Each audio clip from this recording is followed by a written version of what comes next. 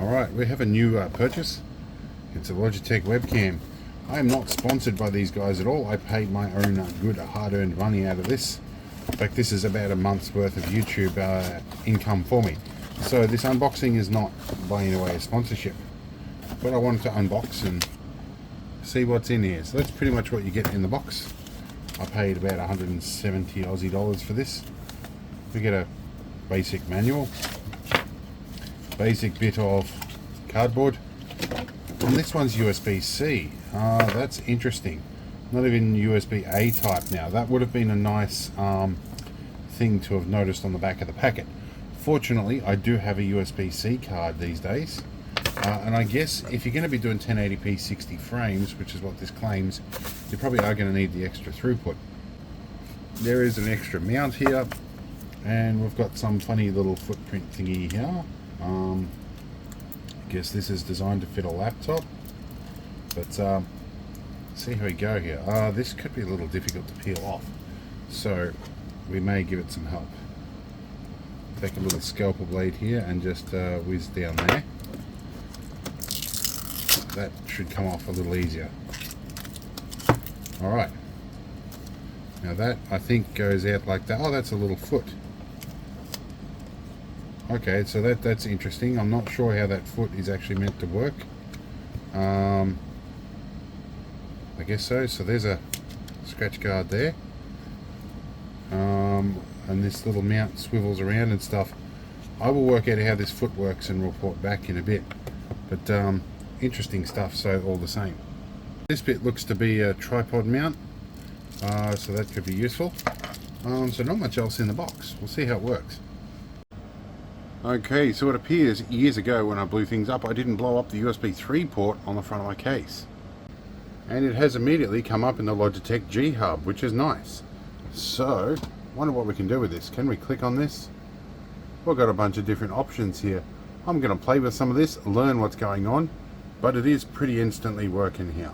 So, first thing I'm learning, we have zoom function, and with zoom function comes pan and tilt options. And when we zoom out, we can put my hand up here and it has actually a mechanical focal element. So it does focus. I think it's doing it by sharpness. We have some manual and some other presets here. We have some exposure settings. We have HDR mode, like high dynamic range. What else do we have? We have brightness, contrast, saturation. We have some focus. We can turn the autofocus off, which is nice. We have some crop features and stuff, which is where we were before. And there's a microphone in this as well. So I think what we might do here is do a test recording and see what it's like. Okay, so I'm recording through my editing studio. I have had to knock the brightness back just a little bit. It was kind of washed out. I'll play with that some more.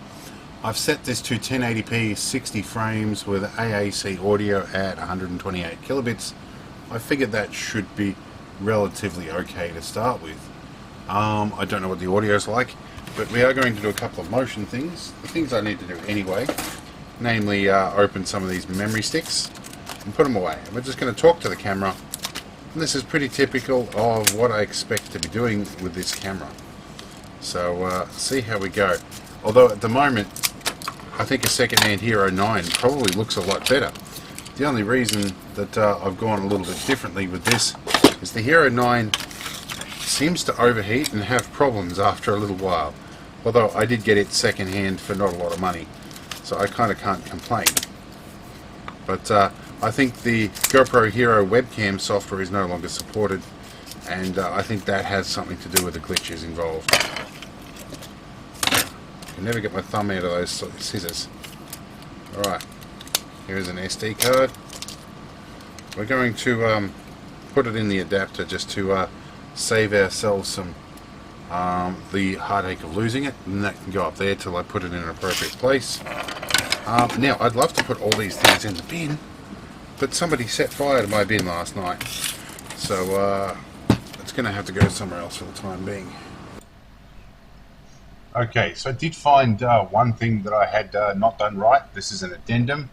I'm now recording through a microphone that's up here, which is a much better one, and I managed to actually set the camera feed to 1920 by 1080. I think it was at 720p, but being encoded as 1080. And I've also set everything back to default. What I found I can do is I can turn these things on the fly. So if I turn HDR on, it looks a little washed out. If I turn low light compensation off, I don't see much of a change. But let's turn HDR on. We'll go to image and we'll turn our brightness just back a little bit. So HDR was what was giving it that weird sort of look. So this is not too bad. Oh, we've got a bit of auto compensation going there. Let's go back to exposure, turn off HDR, and then we'll reset all our settings to default.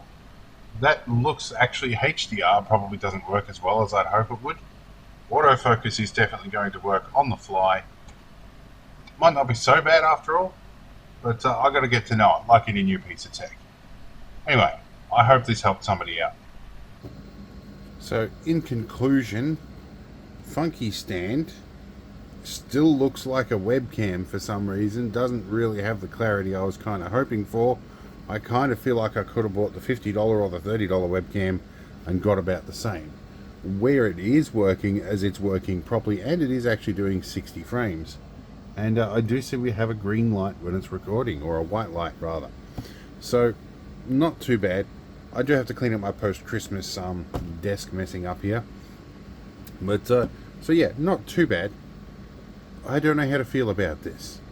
I also think that I got the aspect ratio recording, and we have that running in the background, so the microphone isn't as noisy as you think, but it's certainly better than some of them. This may still work for something. I do need to work on the picture quality though, see if I can find an adjustment that works right. All in all, I think I'll hang on to it. I'll use it for live streams somewhere. Anyway, see you in the next one.